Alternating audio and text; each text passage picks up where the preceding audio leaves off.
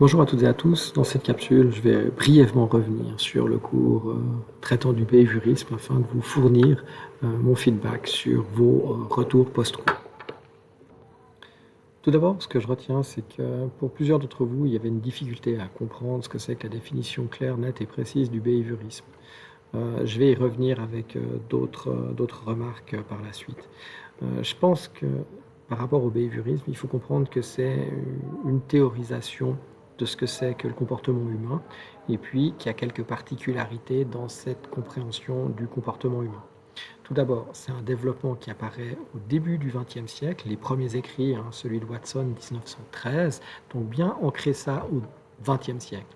Je me suis basé sur beaucoup d'éléments antérieurs au behaviorisme pour montrer le contexte historico-scientifique qui montre le développement, si vous voulez, de l'apport de la science et de l'apport de l'observation dans le domaine scientifique et notamment dans le domaine de l'observation du comportement humain. Ce qu'on voit surtout, la charge qui est proposée par Watson, qui est une opposition assez claire à une partie de la psychologie allemande, c'est qu'il faut se baser sur des faits observables. Quand je dis observables, ce n'est pas des faits visuels, mais c'est qu'on a une grille d'observation très claire. Que dans cette grille d'observation du comportement humain, on peut bien se baser sur ce qu'on entre dans le système humain, si vous voulez, donc l'input, et puis on peut évaluer ou observer l'output, donc qu'est-ce qu'il en ressort. Ça, c'est un élément qui est assez important du behaviorisme et très, constitutif de ce courant de pensée. Vous avez ressorti à plus d'un titre, ou même majoritairement, le rôle bénéfique du retour positif ou du renforcement positif. C'est juste, faut faire quand même toujours très attention avec ce renforcement positif pour plusieurs choses.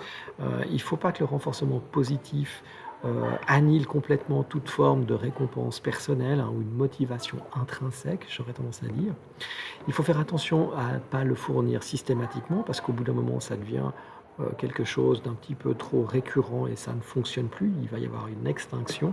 Et c'est pour ça que Skinner, je vous l'ai dit très rapidement, mais Skinner lui calculait des optimums de récompense, c'est-à-dire que le pigeon, il devait cliquer un certain nombre de fois sur la bonne réponse et de temps en temps, il obtenait une récompense, c'était largement suffisant pour avoir un effet positif.